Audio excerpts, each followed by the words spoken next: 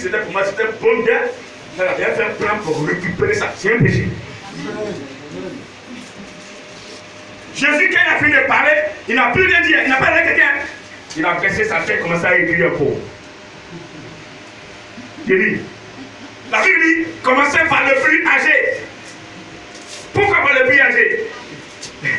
Le plus âgé parce qu'il est le premier même à faire continuer de comptabiliser ses péchés par rapport à un enfant qui était là, qui avait. Même il y a des enfants de 10 ans qui étaient dedans. L'enfant de 10 ans, quand il calcule ses péchés, et puis pour celui qui a 50 ans, c'est pas le même niveau de péché. Si on fait ça en, qu'on appelle ça en graphique, mais celui qui a 50 ans, mais son péché est là. Celui qui a 10 ans, au fur et à mesure qu'il l'âge est en train de augmenter, mais chaque jour, chaque heure, il y a des péchés qu'il commet. Donc pour le vieux, c'est plus de péché. Donc le vieux, il regarde sa vie, il dit, ah, les gars, je vous laisse la destinée de la femme. Moi, quand je regarde ma vie est restée à caillou, c'est bon. Et puis, il dit, même pas il y a un autre qui était là. Il regarde son cœur, il dit, hey, moi j'ai volé tellement d'igname dans le champ de là-bas. Si elle a pris cette femme-là, c'est pas beau. Il dépose son caillou et puis il s'en va. Il y a un qui là, il dit, ah, moi je prends mon temps à parler des gens. Si moi aussi j'ai pris cette femme-là, c'est pas beau. Et puis il dépose son caillou et puis il s'en va. Au fur et à mesure, un à un, sans que Jésus ne chasse personne, un à un. Jésus, autour de Jésus, il n'y a personne. La femme est restée, il n'y a personne. Tous les cailloux, il y a plus de 200 cailloux qui étaient là. Mais il n'y a plus personne. Il n'y a plus personne. La parole de Dieu est puissante. Alléluia. Est-ce que tu peux acclamer le Seigneur? Écoute simplement sa parole. Quand il parle, qu'on exécute, il y a quelque chose au bout. Maintenant, il s'est tourné vers la femme. Il sait que la femme a péché. Combien l'adultère est un péché dessus? Ça bloque ses grâces. Amen. Amen. Il se tourne vers la femme. Où sont ceux qui t'ont accusé? Quelqu'un t'a-t-il accusé, femme? Il n'y a personne. Personne ne t'a accusé. Va. Ne pêche plus. Ça veut dire quoi? Jésus est venu pour sauver. Il n'est pas venu pour condamner. Mais dès l'instant qu'il te parle, et que cette parole n'a pas été entendue, n'a pas été mise en pratique, tu connais en même temps. Est-ce que vous m'entendez? Le monde est compliqué. Vivra les vrais chrétiens. Les chrétiens qui mettent la parole de Dieu en pratique. C'est pas un jeu.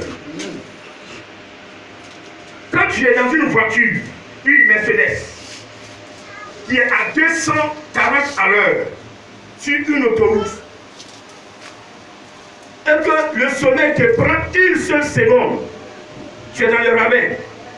Mon frère, est-ce que tu peux revenir sur le film pour dire non, c'était un essai, une mise en scène, on va reprendre maintenant. Tiens, pardon, ramène-moi derrière, on va reprendre. Parce que j'ai dormi que tu m'as eu. Est-ce que ça existe? Ça n'existe pas. Le diable n'est pas là pour caresser le chrétien. Le diable n'est pas là pour aider le chrétien. Les démons ne sont pas là pour nous aider. Les démons sont là pour nous créer le maximum de tentation pour que nous puissions tomber et que nous puissions renier Jésus-Christ. Et celui qui est dans le péché, il renie Jésus-Christ. Celui qui va dans le péché, il renie Jésus-Christ. Vous avez entendu la parole? Quoi que ça vous coûte, marchez là-dedans. Si vous souffrez à cause de la parole, heureux ceux qui sont persécutés à cause de mon nom. Heureux ceux qui sont persécutés à cause de Jésus-Christ de Nazareth. Heureux ceux qui sont persécutés à cause de Jésus-Christ de Nazareth. Et tu viendras, oui, c'est Jésus-Christ de Nazareth, pour lequel ils ont été persécutés, ni ceux qui l'ont persécuté, ils sauront que cette personne n'était pas égarée, mais qu'elle a adoré le vrai Dieu, le Dieu d'Abraham, le Dieu de Moïse, le Dieu de Noé.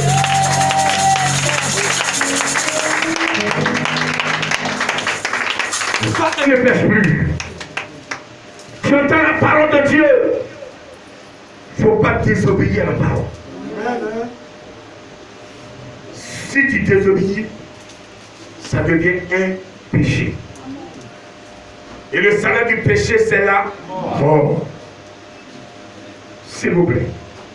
De la même manière, quand les accidents se produisent, on ne peut pas reculer pour faire la mise en scène. Répétition, je vous en prie, la vie est réelle. Votre vie coûte tellement cher à votre Père qu'il est patient quand vous désobéissez. Pour que vous reveniez en lui par votre repentance. Vous m'entendez? La femme était là, elle avait honte. Jésus savait que dans son cœur, elle se repentait. Jésus lui a pardonné ses péchés. Ce matin, je vais dire à une personne que Jésus n'est pas là pour condamner. Comme Jésus n'est pas là pour condamner, nous sommes à l'époque où il n'y a pas de condamnation. Mais tu te condamnes toi-même. Lorsqu'on te donne le cadenas avec la clé et la chaîne, tu mets la chaîne à tes pieds ou à ton cou, puis tu mets la chaîne sur tes deux mains, à tes deux poignets là, tu enroules bien la chaîne, tu mets le cadenas et puis tu fais une prête et tu jettes la clé. C'est comme une personne qui a entendu la parole de Dieu et qui n'a pas mis en pratique. Est-ce que tu vas clamer le Seigneur?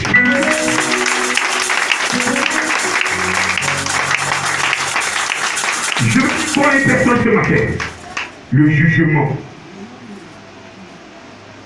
Je vais parler du jugement.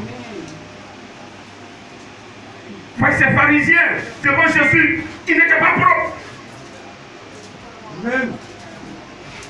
Ces pharisiens, devant Jésus, ils étaient sales. Comme aujourd'hui, c'est un pasteur, c'est un prédicateur. Ils enseignent la parole de Dieu, mais ils sont sales à l'intérieur. Et c'est ceux-là qui ont condamné. Non. Détruisez-le. Voici des pasteurs qui, dans l'église, deux sœurs, ou bien une sœur, un couple veut se marier, et c'est des hommes qui sont en lutte.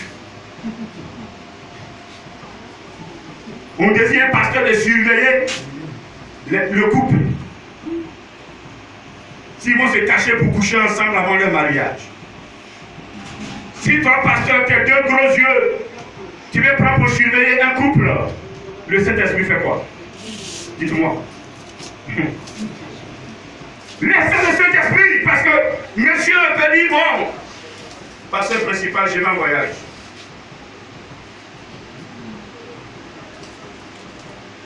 Quelques instants après, quelques jours après, la soeur aussi dit, non, je suis malade. Je vais me faire soigner. Les gens se retrouvent où ils veulent, ils font ce qu'ils veulent. Vous allez faire quoi?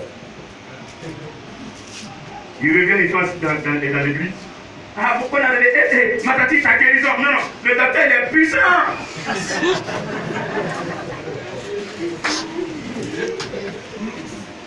Le frère n'a qu'à prendre le plus gros pied d'avion pour aller plus loin que possible.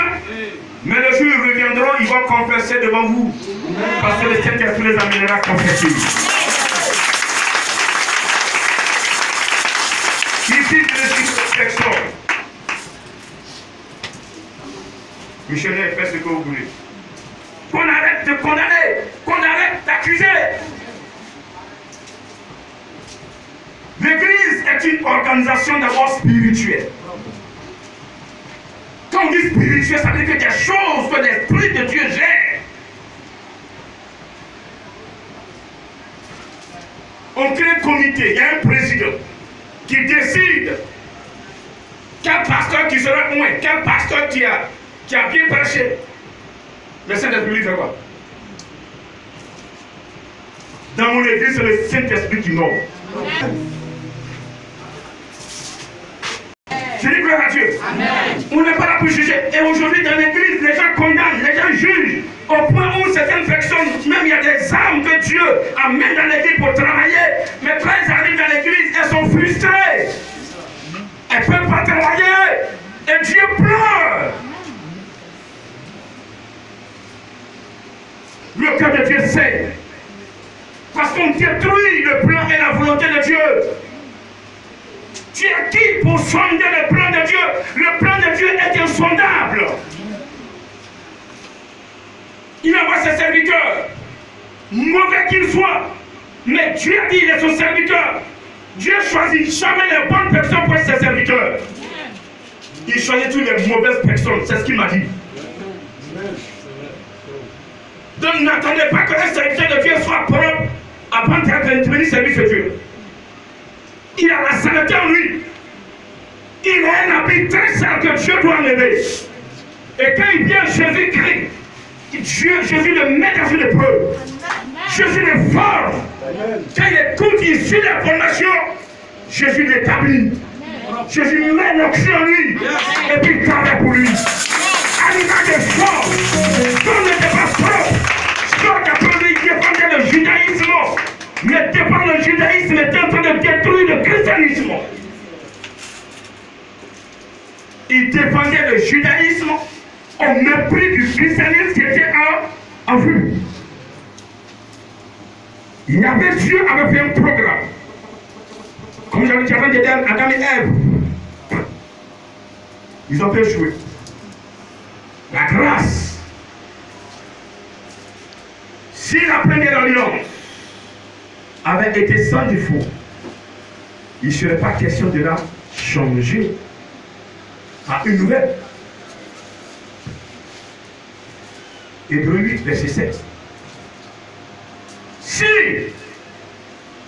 le judaïsme avait été sans défaut, il ne serait pas question de faire vivre le christianisme. Aujourd'hui, nous sommes dans le christianisme. Le christianisme parle de chrétien. Chrétien qui est en Jésus-Christ de Nazareth. Quand tu es en Jésus-Christ de Nazareth, ça veut dire que tu as une vie différente de la vie de quelqu'un qui se dit judaïsme. Parce que Saul dépendait du judaïsme, mais est-ce qu'il faisait?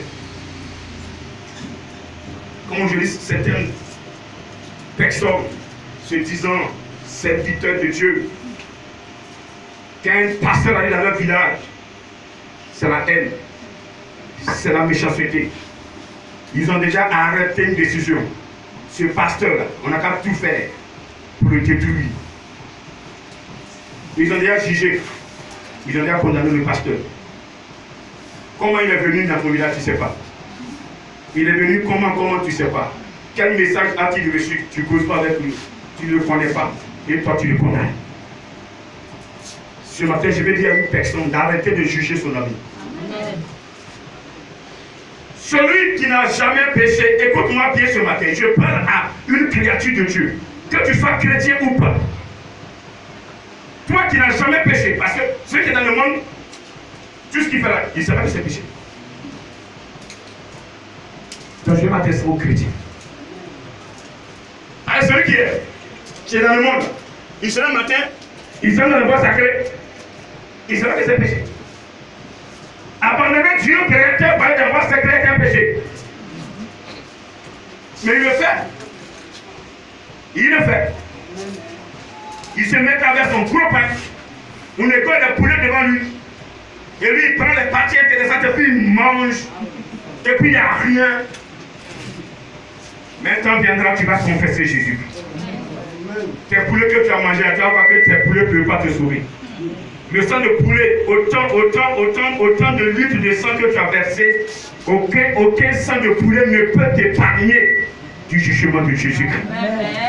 Le seul sang qui peut t'épargner du jugement de Jésus-Christ, c'est le sang même de Jésus que tu as accepté de te nettoyer avec ça. Que tu as accepté de te nettoyer avec ça. Ce sang peut te purifier. Tu m'entends ce matin? Arrêtez de condamner vos amis. Arrêtez de les juger. Arrêtez de leur donner des types qui ne sont pas. Arrêtez de leur donner des habits qu'ils ne peuvent pas porter. Arrêtez. Chrétien, il faut arrêter. Parce que pendant que tu juges, toi aussi tu seras jugé. Parce que si Jésus qui veut regarder dans le cœur de chacun, il verra que nous faisons semblant autour de nous d'être bons. Mais en réalité, notre cœur est sale. Notre cœur est sale. Tu es là, je parle, tu m'entends. Pendant que je parle, ton cœur est en train de battre. Ton cœur est en train de battre, s'il te plaît. Est-ce que quelqu'un peut mettre sa main sur sa poitrine, sur son cœur?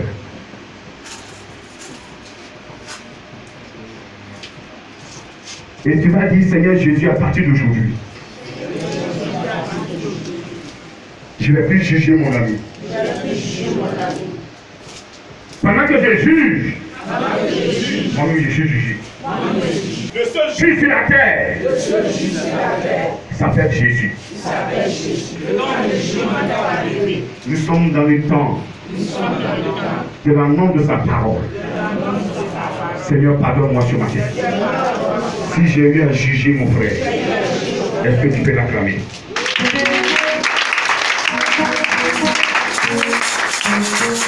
Tu prêtais serment devant Jésus, vrai ou faux? Ou bien? Ou bien? Ou bien? Ou bien?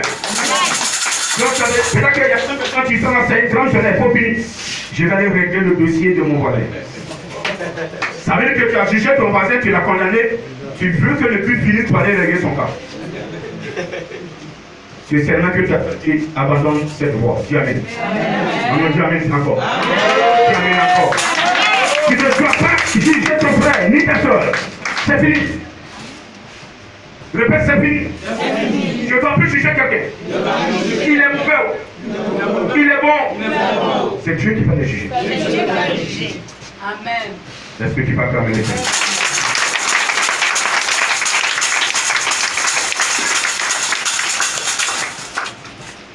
Ne jugez personne. Amen. Amen. Amen. Est-ce qu'on parlait un peu dans le Romain?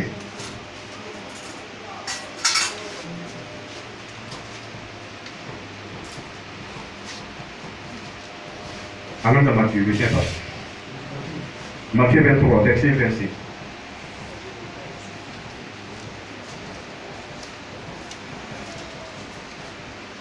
Matthieu 23, verset 26. Malheur à vous, scribes et pharisiens, hypocrites, parce que vous nettoyez le dehors de la coupe et du plat. Au côté dedans, ils sont pleins de rapines et d'interférences. Pharisiens, aveugles, nettoient premièrement l'intérieur de la coupe et du plat, afin que l'extérieur aussi devienne net. Malheur à vous, scribes et pharisiens, hypocrites, parce que vous ressemblez à des sépulcres blanchis, qui paraissent beaux au dehors, et qui au dedans sont pleins d'ossements de mort et de toute espèce d'impureté. C'est un chrétien, Jésus parle ce matin. Toi qui prends ton temps à juger ton ami, toi qui prends ton temps à dire ton ami est comme ça, il est mauvais, il est comme ça, il fait ceci, il fait cela, il fait cela, alors que toi-même à l'intérieur de toi, tu es sale. Tu es très sale. Tu es très sale. Ton cœur est sale. Quand Jésus regarde ton cœur, c'est pourri. Jésus regarde ton cœur, il n'y a rien de bon dedans.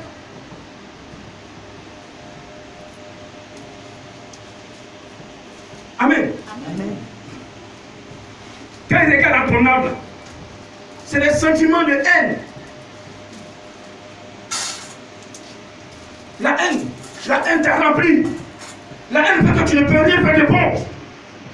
Quand tu fais quelque chose de bon, tu tombes. C'est le mal qui vient. Quittez la haine. Quittez la haine. Quittez la condamnation de vos frères. Le fait de dire, je ne vais pas lui pardonner. Le fait de dire, il m'a fait ceci, ça me fait mal jusqu'à il n'y a pas reste. Mais qu'est-ce qu'on a pas fait à Jésus-Christ? Mais qu'est-ce qu'on t'a fait même? Que tu n'as jamais fait à quelqu'un. Amen. Amen. Si vous voulez que Jésus vous venge, apprenez à pardonner. Amen. Tiens, Amen. Amen. Si tu veux que Jésus te venge, apprends à pardonner. Apprends à aimer. Si vous aimez quelqu'un qui vous fait du mal, Jésus ne lui permettra pas de vous toucher. Ça, je vous garantis. Je vous garantis ce matin. Celui qui vous fait du mal, aimez-le. Aimez-le. Ça veut dire ne maudissez pas, ne maudissez jamais. Tu donnes toute ta vie sur terre. Il ne faut jamais maudire. Tu sais que le monsieur ne t'aime pas. Fais-lui du bien. Fais-lui du bien. Je vous en prie. C'est de la braise que vous déposez sur sa tête. Un enfant de Dieu que toi tu veux détruire, mais qui a ton amour. Mais s'il te plaît, l'épée que tu vas utiliser, le Saint-Esprit va prendre la même épée. Tu vas te piquer avec ça.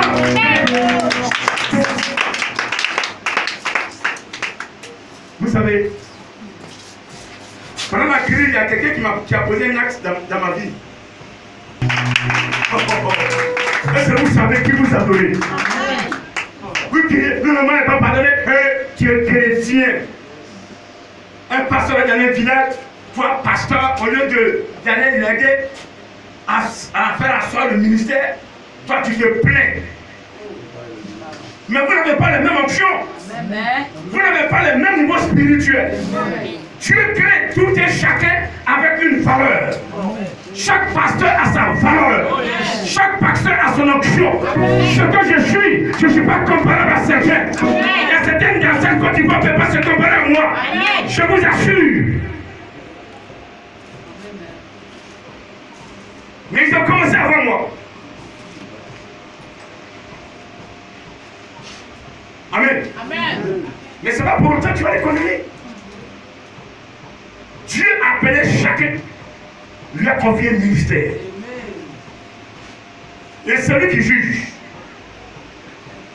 que tu fasses mal, que tu fasses bien, si tu pries qu'un malade est guéri, la gloire revient à Dieu.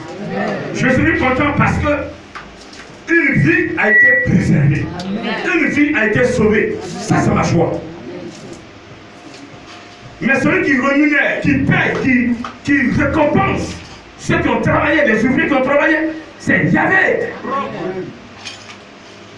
Donc toi qui condamnes ta soeur, même ici, quand d'autres même sont en train de prêcher ou bien aller en révélation, certains sont là, ils sont jeunes. Pourquoi c'est pas moi? Pourquoi c'est lui? Pourquoi c'est lui que grand toujours appelle? Pourquoi c'est lui que grand appelle? Pourquoi? Ici, Dieu vous aime. Prenez-le. Recherchez.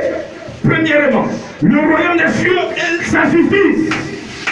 Tous les rêves vous seront donnés.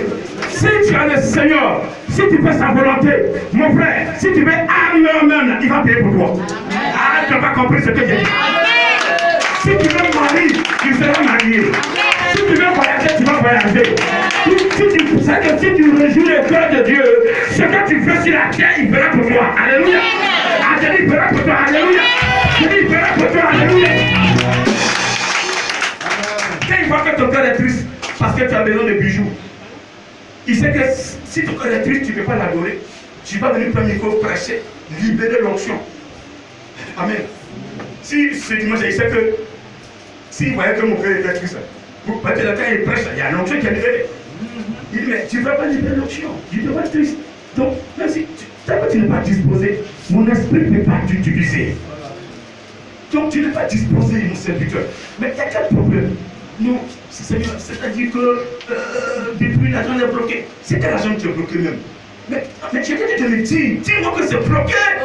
Mais il y a quel problème? C'est quel argent qui est bloqué? Et qui a bloqué ça? Et pourquoi il a bloqué ça? Parce que lui, il a bloqué ça. Il a dit là. Quand tu prends l'argent, tu donnes à l'église, tu sèmes.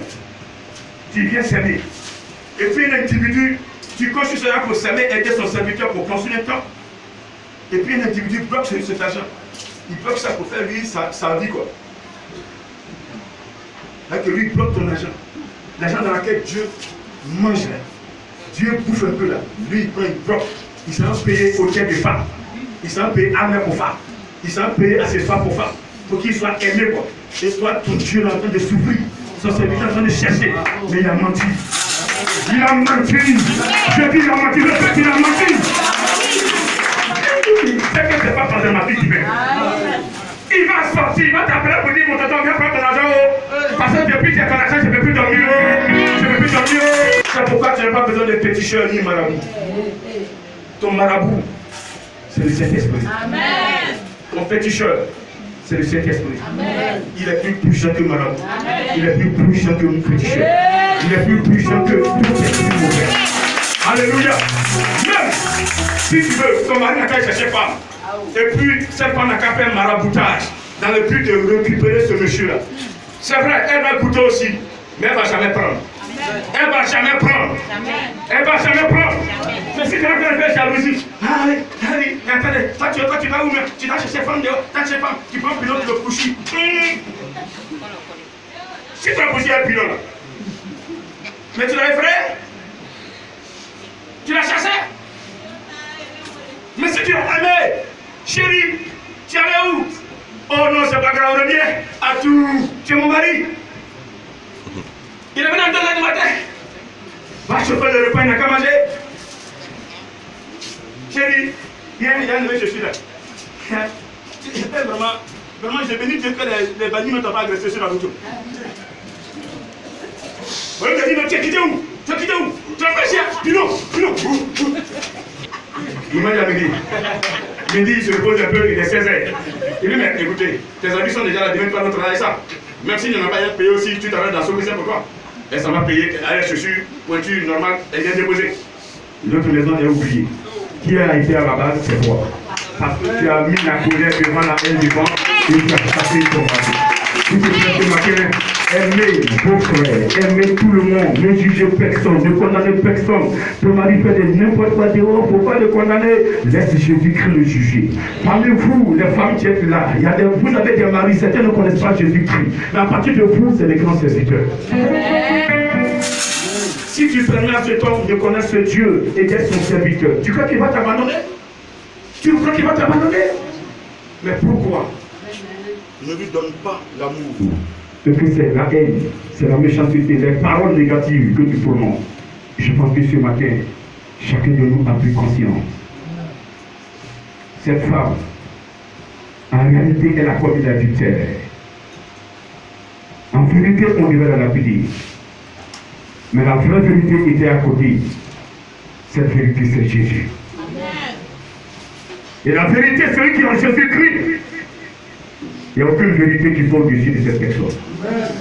Ce matin, vous avez Jésus en vous. Que la vérité vous fait croire dans le spirituel. Amen.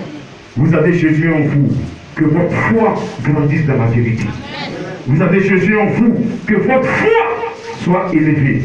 Parce que Jésus qui est en vous, il n'est pas n'importe qui. Est-ce que tu peux l'acclamer? En effet, dans mon cœur, j'ai jugé. J'ai même pris de gros cailloux pour lapider mes soeurs, mes frères, pour même lapider mon mari, ma femme, ma tante, ma cousine, ma camarade. J'étais prêt à lapider. Mais ce matin, tu as parlé aux pharisiens, tu as parlé aux scribes, celui qui n'a jamais poussé, qu'il lance le premier, qu'il lance le premier. Éternel Dieu des armées, moi-même là, je sais que j'ai péché. C'est pourquoi ce matin, ta parole me touche. Je demande pardon. Je demande pardon. J'ai pris l'engagement, je ne plus pécher. Je ne savais pas que Jésus était péché.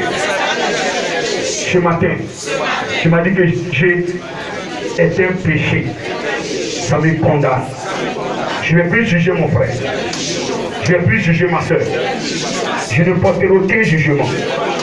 Esprit de Dieu, rentre dans mon cœur. Dans ce cœur, il y a ma conscience qui me permet de juger, qui me permet de raisonner. À partir de ce matin, je ferme sur ma conscience humaine. Sur ma conscience humaine. Esprit de Dieu, remplis-moi. Pour ne plus que je juge.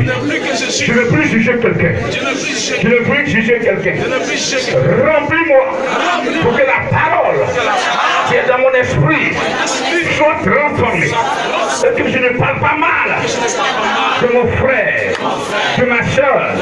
Toute parole qui va de ma bouche doit être une parole qui va sanctifier, une parole d'amour, une parole qui va unir et non diviser.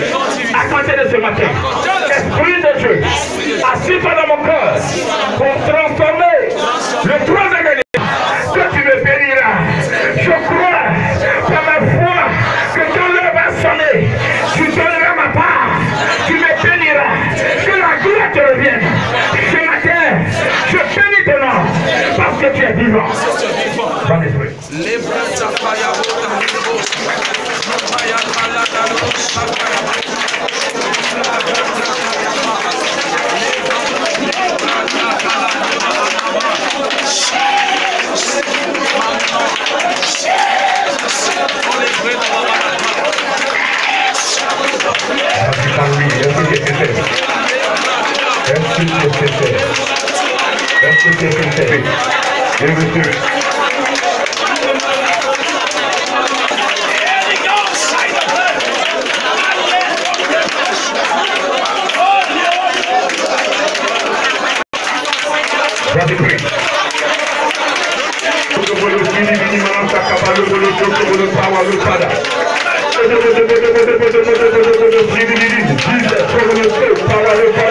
Merci Seigneur. Lève la main s'il te plaît. Jamais offenser l'Éternel Dieu des armées. Qu'il continue de juger, qu'il continue de condamner les gens dans l'église, qu'il continue même de condamner dans son entourage. Il continue de porter jugement. Parce que pendant que tu juges, c'est toi-même qui te condamnes. Ce matin, tu as parlé à ton Père, il t'a entendu. À partir d'aujourd'hui, un cahier est ouvert. Un cahier est ouvert. Celui qui va l'écouter la parole saura qu'il est Dieu. Est-ce que vous lui avez demandé de transmettre votre conscience? On juge par la conscience humaine. Dans l'esprit de l'homme, nous avons la conscience. Nous avons la foi et nous avons la parole. Alléluia. Cette conscience, quand elle n'est pas touchée par le Saint-Esprit, nous sommes là en train de juger les autres. Pourquoi ils n'ont pas fait ceci? Pourquoi ils n'ont pas fait cela? Pourquoi ils n'ont pas dit ceci? Pourquoi ils n'ont pas dit cela? Pourquoi ils ont dit ceci? Pourquoi ils ont dit cela? Si cette personne a dit ces choses selon l'Esprit de Dieu, en jugeant la personne, tu es en train de juger le Seigneur. Et tous ceux qui vont, Seigneur, ils sont en train de blasphémer. Quand tu juges une personne, que tu te retrouves à la personne pour causer, rire, manger avec la personne, tu deviens hypocrite. Tu as condamné la personne et tu fais semblant d'aimer la personne. C'est de l'hypocrisie. À ce stade de 2020, ça ne doit plus exister dans nos églises. Nous devons enrayer cela pour que le peuple de Dieu puisse avancer et que les catastrophes qui s'abattent sur le monde, Dieu puisse les épargner. S'il y a des personnes qui obéissent à la voix de Dieu, réellement, Dieu ne permettra pas qu'un malheur frappe sa nation. S'il y a une personne à Sodome qui faisait la volonté de Dieu, Dieu n'allait pas détruire Sodome. Ce matin, reçois quelque chose de ta part. Ce matin, toi qui souffres pour lui, toi qui as accepté cette parole, toi qui as compris, tu as composé, toi qui as demandé franchement la puissance du Saint-Esprit de t'aider à quitter cette position où tu prenais ton temps commettre ce péché en jugeant, en condamnant les autres, en les critiquant, en disant les choses de tes frères, tes sœurs. En fait, tout le temps, tout ce que tu dis, ils n'ont pas fait ceci pour moi, ils n'ont pas fait cela pour moi. L'égoïsme fait que tu n'étais jamais rassasié. Lui, ce matin, le Saint-Esprit est là. Il va transformer des femmes, des vies. Il est là pour toucher. L'Esprit de Dieu est là pour toucher. Reçois-le maintenant. Quelque chose en train de se passer. Ceux qui sont sincères. Il y a des servants de Dieu où le diable a planifié ces choses. Je ne peux pas toucher. La grâce de Dieu, et Dieu est en train de s'ouvrir. Mais ce matin, Dieu fait grâce à une personne. Dieu fait confiance à une personne à nouveau. Il dit, je ne suis pas venu condamner moi-même. Je suis venu sauver. Tu es là. Reçois ce matin cette grâce, cette onction qui descend. Recevez cette onction qui descend. Recevez. Recevez. Il sait que vous allez le servir avec ça. Il sait que c'est fini. Il sait que c'est fini. Le diable ne doit pas avoir raison sur vous. C'est fini. Regarde. Maintenant. Reçois. Recevez. Recevez. Regardez, le Saint-Esprit va commencer à se mouvoir. Il est en train de toucher ces personnes, de préparer la fin des temps. Regardez, des vies sont en train de changer. Des âmes sont en train de courir vers une lumière. Maintenant, regardez, je vois des âmes en train de courir vers une lumière. Une personne qui est assise là, autour de cette personne. Regardez, on ne voit pas la personne, mais c'est la lumière qu'on voit. Elle est puissante. Il y a des âmes courent vers cette personne.